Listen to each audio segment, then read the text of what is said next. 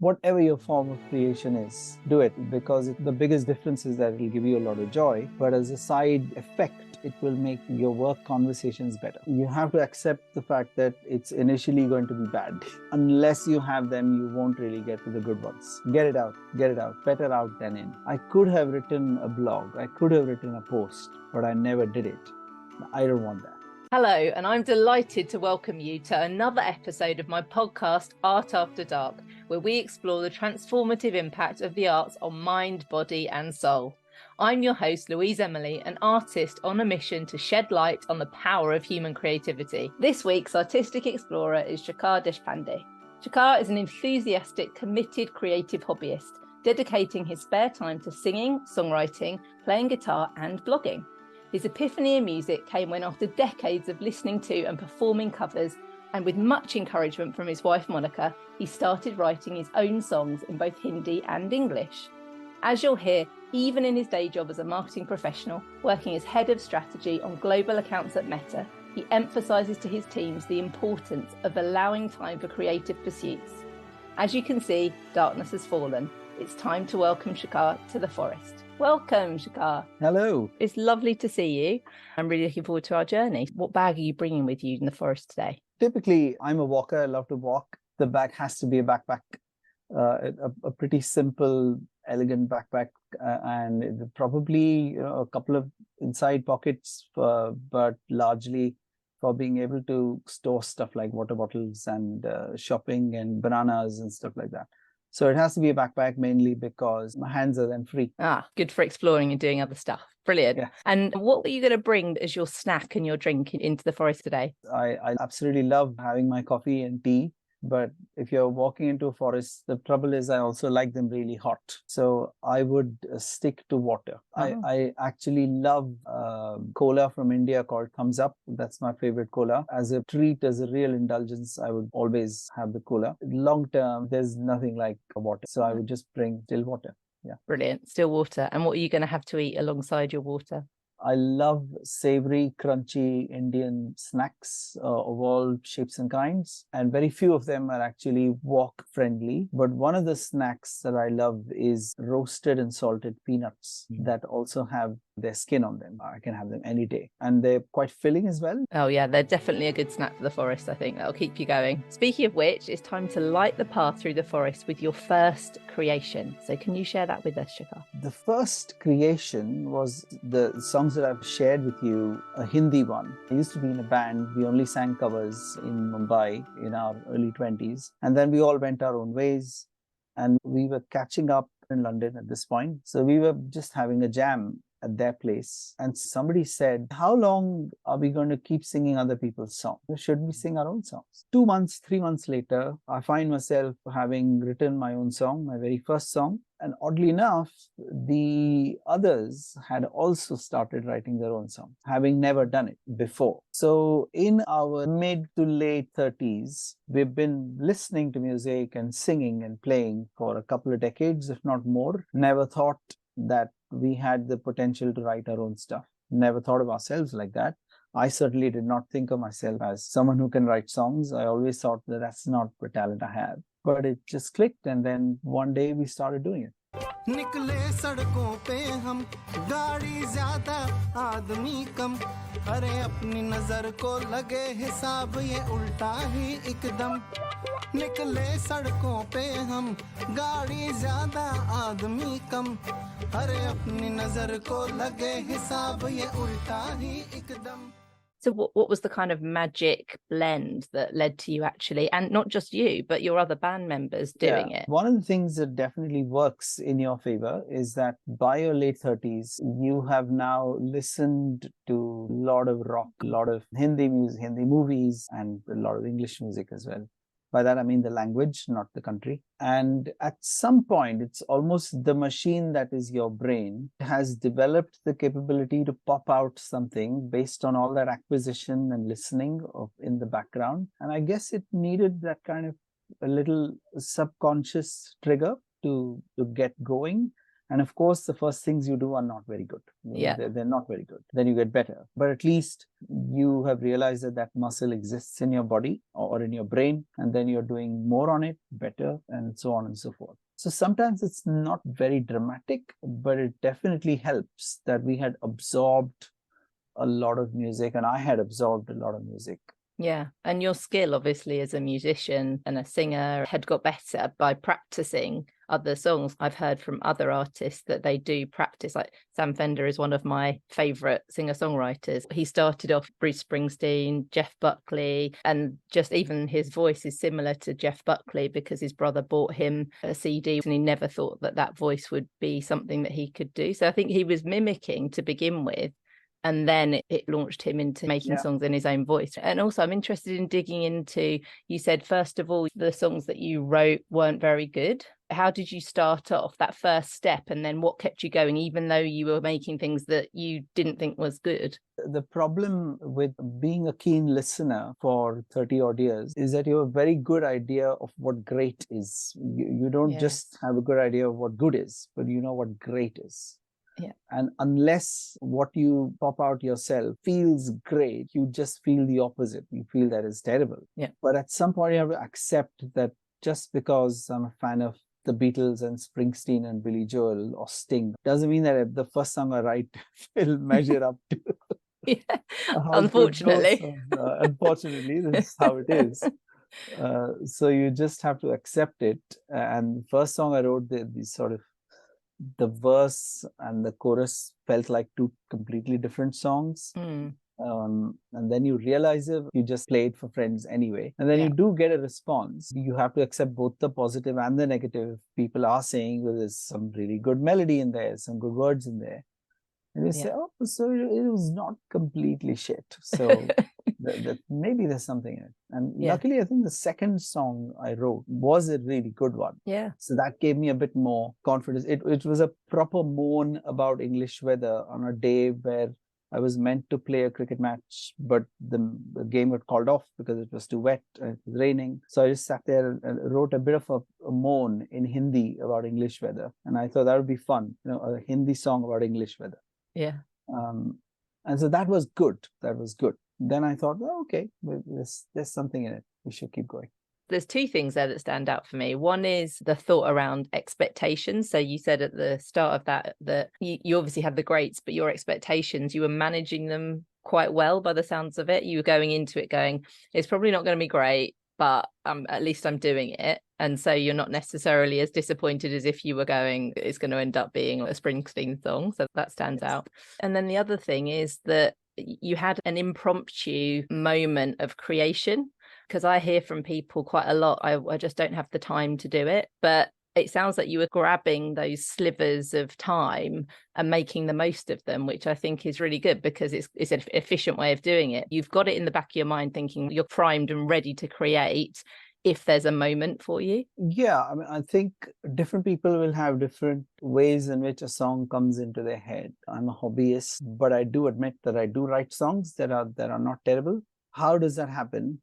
Literally, sometimes you just wake up with a tune in your head. And then with the benefit of having smartphones, you just pour it into the voice recorder and then you can come back to it at some point. Or for me, I would always get just a line with words. And sometimes you just follow those words and then try and turn it into a tune. I don't really deliberately say, okay, here's our coffee and a guitar, 4 o'clock in the afternoon on a Saturday. Yeah. Now we shall write songs for the next 30 minutes. That seems like a lot of pressure. Yeah, it doesn't work like that. No. It just pops in your head and think, oh, it's interesting. I should do this. And then you record it. I would write a song over 3-4 months. Yeah. And I would have a tune. Let's say I have the chorus, but not the verse. And then I would think about the verse. The words particularly, I would take months to write. And then when it's finished, I would call my producer and say, okay, Paul, give me a date. Then I would go into the studio and record it. Brilliant.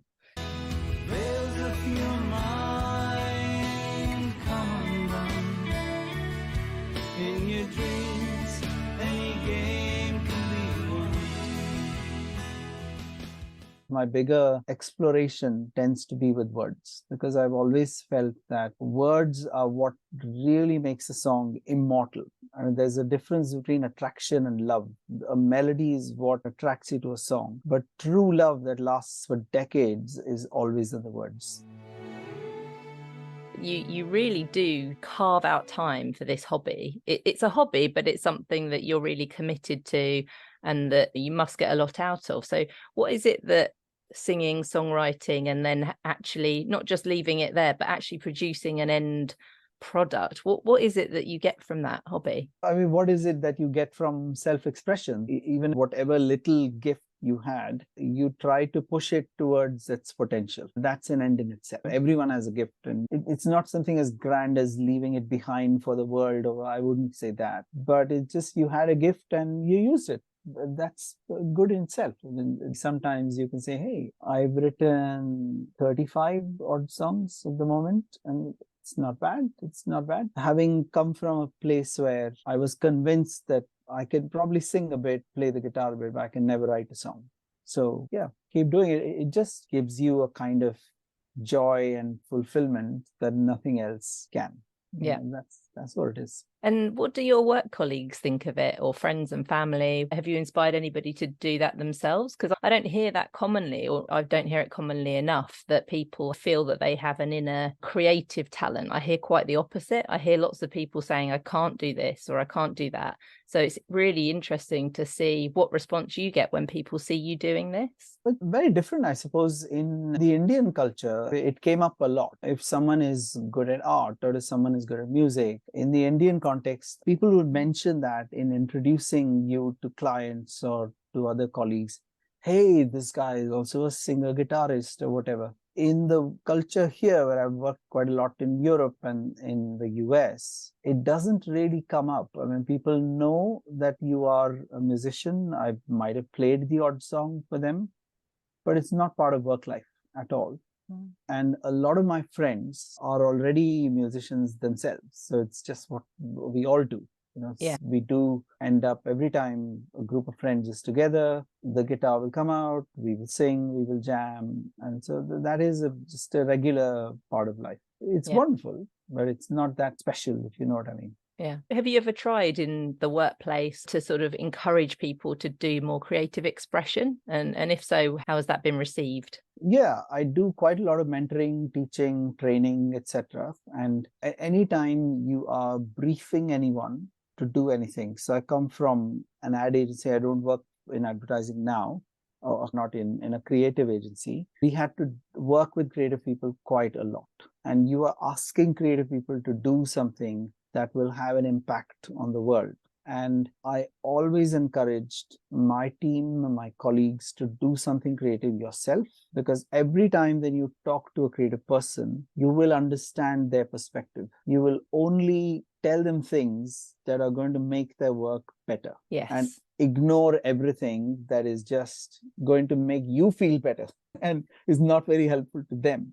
Because I can see as a songwriter that the questions that my wife, Monica, asks me about, oh, why have you written this verse? So what is the common theme? Or she asks me things that are actually making my output a lot better.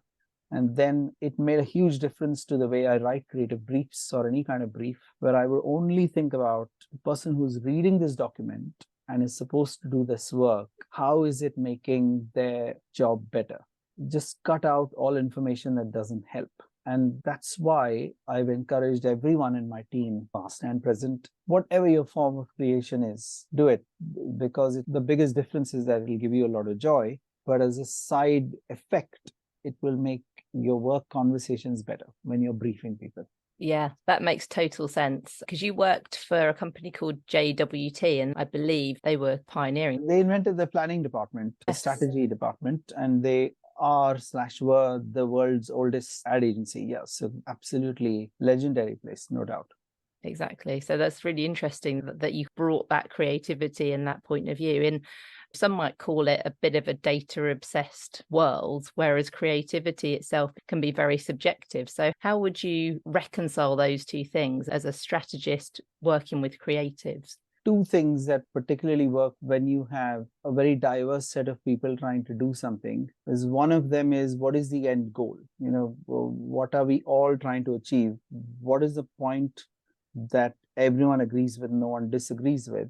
And how do we all collectively do work that serves that purpose? Yeah. Every time you think in that direction, you will get the creatives agreeing, you'll get strategists agreeing, and everyone else agreeing. And the other lens to put on it is, who is our audience? Who are we doing this for?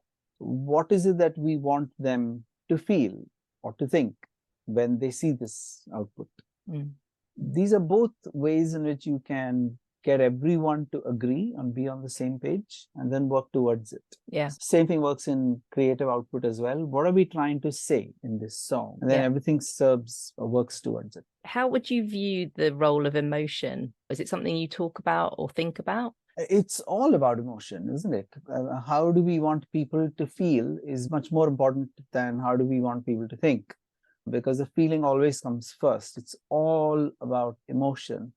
And even in a work meeting, if you want your client to feel excited, troubled, scared, reassured, it's always helpful to understand what is the predominant emotion it will be driving in the recipient of that work. Now, whether that's a presentation or a song or whatever it is, that's helpful. That's always helpful. Brilliant. Thank you for sharing all of that. I think we're ready now to move on to your creation too. Yes, we were talking about doing something over months, and this is something that I probably did over 20 plus years, where Monica and I were on a holiday in South Africa. It's one of the best holidays we ever had.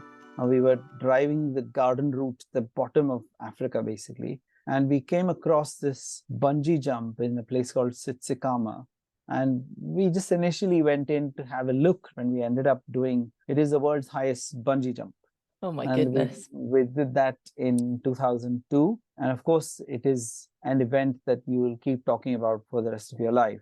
Yeah. There's nothing quite like it. So if you listen to the song, you'll see what I mean. But the audio version of what's happening to you as a being when you're down there, when the elastic rope is just swinging, came to my head, and I just recorded it in a phone. And I think decently quickly, the rest of it evolved. So I had a tune which had a bit of a bass in the beginning and then went into a massive crescendo and then came back. So it's a mix of being very quiet, being reflective, and then just jump. You just jump. So it's a mix of those two.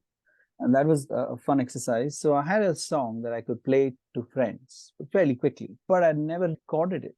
I just forgot about it. I went on to record other songs, but not this one. In 2022, we were looking at old tapes and old CDs and doing a spring clean of the house. And one of the CDs I found was this video of the bungee jump in 2002. I said to Monica, let's look at it, and let's show it to Rohan, our son. This Mummy and Daddy doing a bungee jump in Africa. So then 20 years later, I went into the studio, I worked with Paul, I recorded the song, and then I put it out in the world.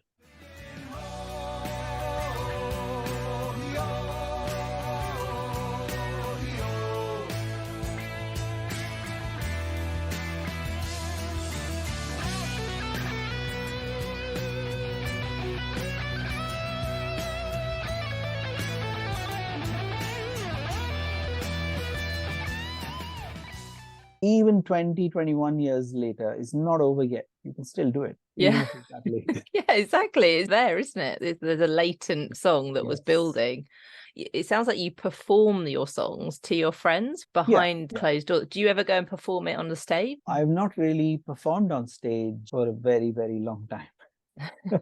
Is it something that you would like to do? I would love to do it. You would? Love to do it. Yeah, absolutely. I would love to do it. Where would your dream stage be? Would it be in India or would it be in London? Or can you paint a picture of your dream scenario? The dream scenario would be amongst a community of friends. So for instance, if I went back to my business school in India, every year we have this annual business school festival, and there are hundreds and hundreds and sometimes thousands of people. And they always have everyone coming up on stage and singing. There will be some current students, there will be some alumni, and so there'll be some very old alumni like me. and we've gone and done that. So at our 20th year reunion, some of us had gone back to campus, and we had done that thing of singing on stage. I had not sung my own songs then. I had just done some covers that the kids will like. Yeah, that sort of scenario is a good one. On Kingly Street, there was this place called Ain't Nothing But the Blues Bar. Yeah. 2007, we had gone there, where you can perform 3 songs of your own.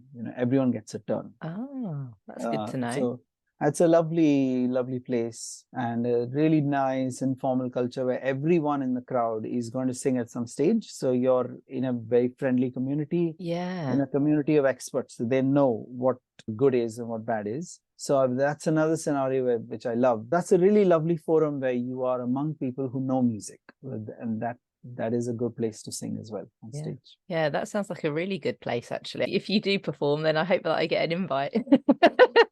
You certainly will. Brilliant.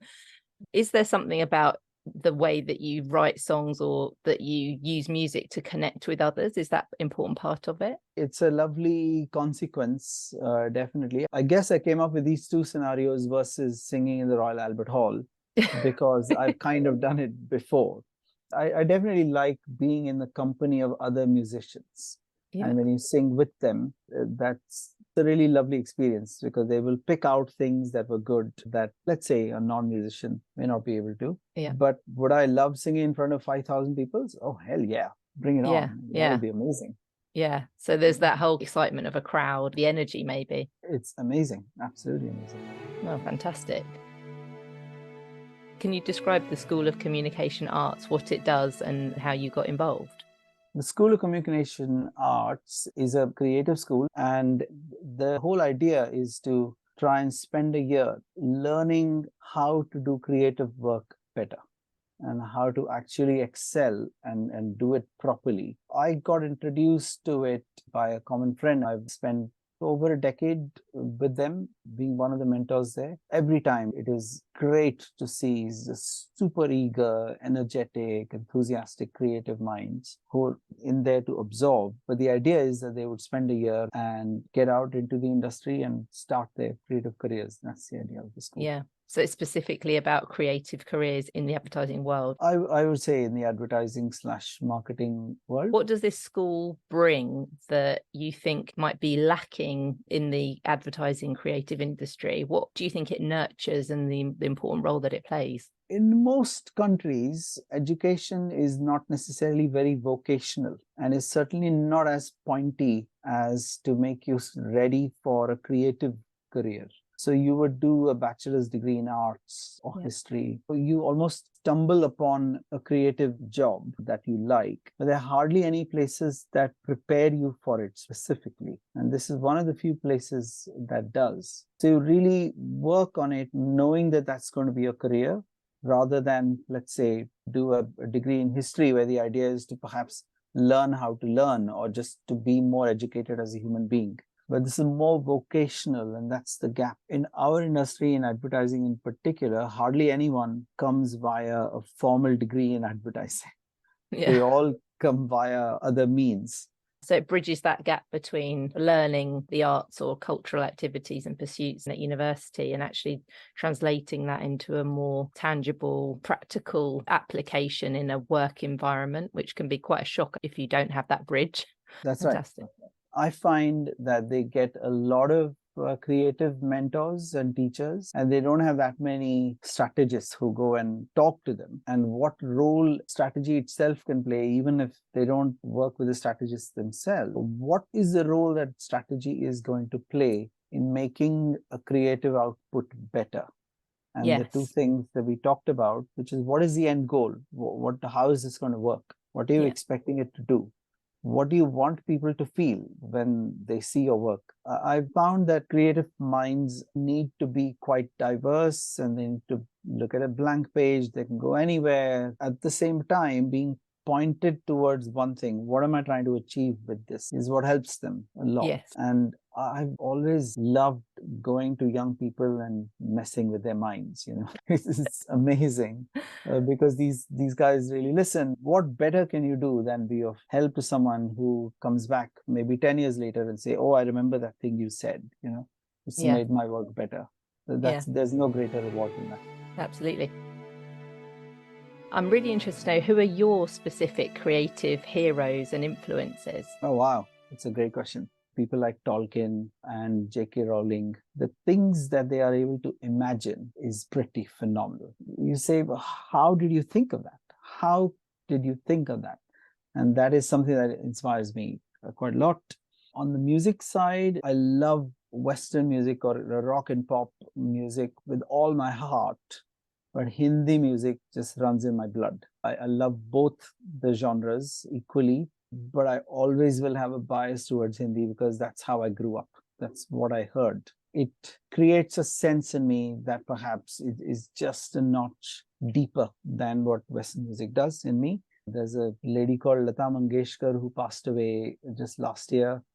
And there's an artist called Kishore Kumar. There's an artist called S.D. Burman, who was a music director. These are all people whose golden period was in the 60s and 70s. And their competence and caliber is just divine. It's superhuman. We are so lucky to have had them on this planet. As far as the Western world is concerned, I feel somewhat like that about Paul Simon. Again, going back to the words he writes, the tunes that he has written, every single time they give you goosebumps. There's just nothing quite like it. I feel the same way about Beatles. I'm a huge Beatles fan. The writing of Lennon and McCartney. And I just feel the kind of stuff they wrote, the trails that they blazed, the rare band whose last album is their best album. That is so rare. Yeah. They're just absolutely nothing like them. I love a lot of people born in 1949, which is the odd thing. There was Sting, Bruce Springsteen, Billy Joel, and Mark Knopfler, all born in 1949. Yeah, strange, isn't it? Yeah, it's very strange. So I'm a big fan of their music. Again, going back to the ideas that they're trying to communicate are just wonderful. The problem is that they tend to be quite mainstream. So people just listen to, oh, this Uptown Girl is a bit of a pop song, and then they don't go further than that. Songs like Goodnight, My Angel, or even We Didn't Start the Fire, or Leningrad, extremely thoughtful and beautifully written. And the same goes for Sting, Springsteen as well. Sting, particularly, ex-English teacher, who writes a word like rhetorical in a song, right? Yeah. The words he uses, the ideas communicated are pretty phenomenal. I would say that these are probably the ones that I admire. It's interesting because with Springsteen, he's very much stayed with his roots, hasn't he, when you look at his songs and the inspiration. So there's a similarity when you were talking about the Hindi music and how it runs in your blood. What I take from that is it is important to remember and be proud of who you are and your background, because I think that does come out in your self-expression. Yes, absolutely. I hadn't thought of that, but yeah, that's very true. Yeah, definitely. Before we move on to your third creation, if there was a reason why you had to stop creating, you had to stop doing singing and songwriting, what would you lose from your life if you couldn't express yourself in that way? If you know you can do it and then you have to stop doing it, that would be very sad. That is a big void in your life, and you would feel some part of you hasn't been able to express itself. That would be very sad. And I know I'm not exactly prolific, especially after our son was born, as these things tend to happen to you. Yeah. But if I thought I can't come back to it, that would be very sad. I don't know. I don't know what I'll do. There's an underlying sense of sadness for sure. Well, I hope you keep creating, and we look forward to listening to them as they progress. Who knows where it will go? Right. Well, I think we're ready to move on to your third and final creation. Can you share that with us, please? Well, the third thing is there's been many occasions where Monica said, you should write a blog. You should really write this down. You should start doing it. And I just, it's not for me. It's not for me. It's tedious. And then one day on a walk, she was telling me that you get these apps where you can just record the thoughts into an audio and it'll convert it to text for you. Oh, that's useful. Otter is the app I have. Oh, it's Otter, like the animal. Otter, like the animal. So she said, you can use that. So what's the excuse for not doing it? She's great. I love her. She's very encouraging and supportive. Everyone needs a Monica in their life. Exactly. Well, thank God I have one. Yeah. I thought, yes, I've got the app and I'm going to do it, but I must be in the background. The same thing applies that you read so many interesting blogs, you read books, and you think, I'm not a writer. I can't hold up to those standards. But then it was last year, 2022, I had to give in and I started writing a blog. And again, it doesn't need hundreds of responses. You just need people who you respect to say, hey, this was good. You should do more. This was good. I wrote a post last week. Sitting in the airport, I was there quite early and I was just writing about a couple of nice incidents in New York. And before the boarding was announced, I had published it. That's brilliant. It's another example of when you just carve out time for creativity, which I think is just such an important encouragement. If people can't have a moniker, then at least they have the ability to carve out time and recognize that those moments of waiting, they can actually be creating. There are many more moments like these that I do not use than the ones that I do use, just to be clear. Good. It makes me feel better. But once in a while you do, and it's nice. And what's your blog called? It's called Silver Pensive. Yes. Obviously, as you rightly pointed out, it is very much a Harry Potter without necessarily paying them the royalty. I noticed that. When I said to you were a Harry Potter fan, I definitely detect one. Yeah, definitely a huge Harry Potter fan. It was just the idea of somewhere where you file away your thoughts, where you come back to it. Was great. It was great. And I don't feel the same pressure on music. Well, pressure may not be the right word, but I don't feel the same obligation to write to a very high standard. I just write what I write and I leave it at that. How do you decide what to write in your blog? Is it just things that you're interested in? How do you get to the final subjects? I think that is the biggest question. If subjects came to me more easily, I would write more posts, to be honest. So one day I just thought about 3 things that my dad had said that I still remember. I just wrote something about that. Or on a more professional side, I thought I hate this new business pitching where we do all of the work for free and then we just hand it to a client. The topic is the hardest thing. For me, it's been useful to think of very small things. So last week was 2 really lovely incidents, just joking with somebody while checking in at a hotel or while buying an iPhone for my mother-in-law. And just a casual conversation ends up in the salesperson giving me a much better deal. Yes, I read that. Those small sort of things are easier to write than the big things. Yeah. Whenever such a small thing happens, then you feel you can write a quick story about it. Yeah. Would you say that the blog's more for you as a way of expressing, or is it for others? 100%. I would just say, it's for me and in my community on LinkedIn or Facebook, or anyone who has the time. Again, to go back to the earlier point of, if you had a thought, at least you expressed it. It's there. It's been left somewhere rather than just forgotten. I had a teacher in my year 7, year 8. I still remember his face back in India. He said, do you know what the saddest sentence in the world is? And he said, the saddest sentence in the world is, I could have done it. And that has really stayed with me. I bored our poor son with it so many times as well. But genuinely, I could have done it is the saddest sentence in the world. At least I say, I could have written a blog. I could have written a post, but I never did it. I don't want that. Yeah, I really relate to that. I think it's the thing that makes me go into the studio if I don't feel like it. I know a lot of people who are creative that do almost have to play these mind games with themselves to say, but this could be the day, or again, like you say, or if I haven't and I miss it and it's not there, you sort of have to be in that openness to receive the thunder of lightning, or at least just get going and it will suddenly appear or start to emerge. So I think that's a really good way of thinking of it.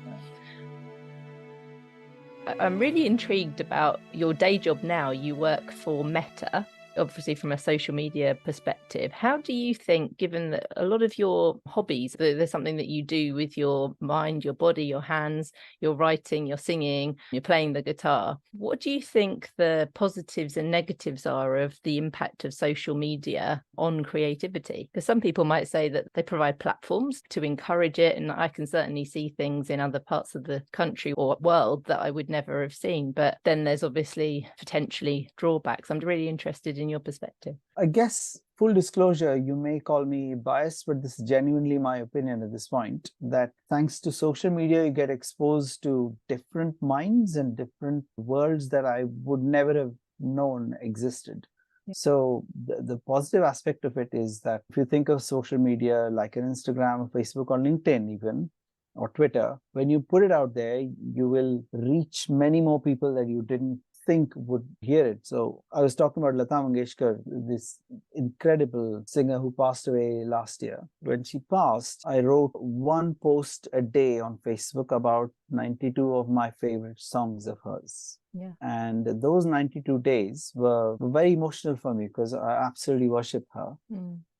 But incredibly, although this is my community on Facebook, I have a large community of 1,200 friends. People got in touch with me who I had not heard from before. And they said, oh, I love this song of Lata's as well. I didn't know that it was from this movie or this angle of the rhythm on the song. I hadn't realized that. So I was able to get in touch with people who I had not heard from for decades. And equally, I guess they were able to think about a piece of music that they have always liked, but not seen it from X angle or Y angle.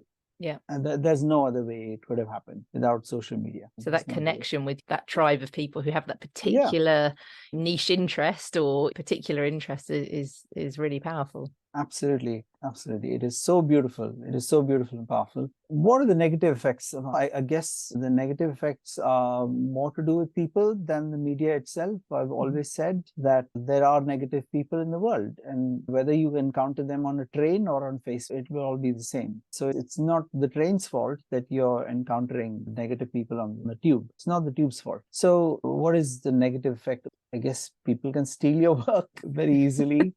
The other effect, I think, is that a lot of people just say negative things and that could impact you. And I guess you have to be clear enough to say, who are you going to pay attention to? Yeah. The people who really like your work, or the few people, the minority that has something snarky to say about it. Yeah. And yeah. I can see that, especially among some people, you might be more sensitive to it. Yeah. Just being brave enough, I suppose, to put yourself on social media in the form of your artistic expression can be quite a big thing for people. I know some people who do create and actually would love to share it, but they haven't quite got the courage. It might be because it's a hobby and they won't even put themselves out there under a pseudonym.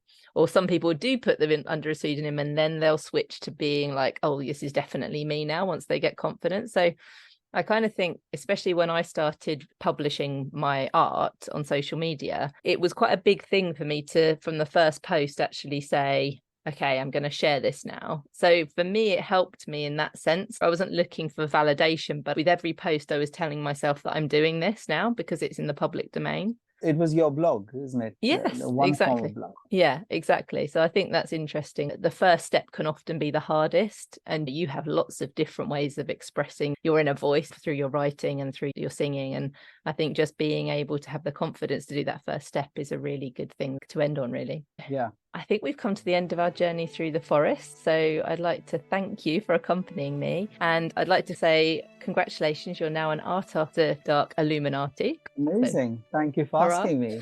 Thank you. So there are 2 duties that you have before we can leave. Now you're an Illuminati. So the first one is to share what kind of way people can get into your creative expression that's easy and low cost. And then the second one is if you could recommend someone who'd be willing to share their stories with me in the forest. I guess if you look at songwriting as well as blogging, both of them are free. Everyone has a phone and you can just sing a song into the phone and just record it, and you can have a paper and a pen and write it. It's completely free. But I think you have to accept the fact that it's initially going to be bad. And then the first bits are going to be bad. Unless you have them, you won't really get to the good ones. So you just have to get over that. Yes, for 2 years, I've been writing bad stuff, and then the third year, it will come. It'll come. The price you pay is, I think, you have to have some kind of persistence or a bit of a thick skin on just doing it and not worrying. I think that's the way to do it, whether it's blogging or songwriting, really. Yeah, definitely. Just say to yourself, it's going to be bad. You've set the expectation, you set the bar, it's going to be bad. I think that's a great piece of advice.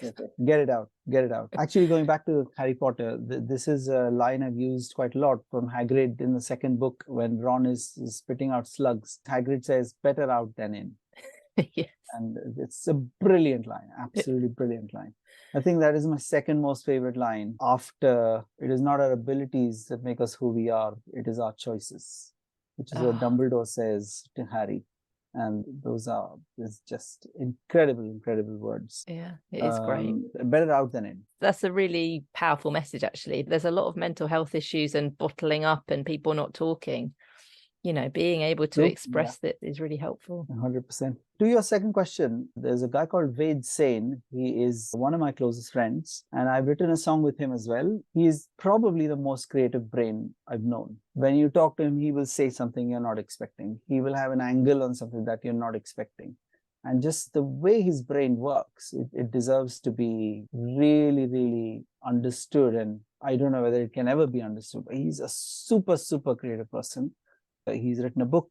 He writes his own blog. To get under the skin of how does that brain work would be amazing. I'm 100% sure you'll enjoy it. I'm very happy to make the intros. Oh, thank you so much. I can't wait to talk to him. Who knows what will come up on the podcast by the sound of it.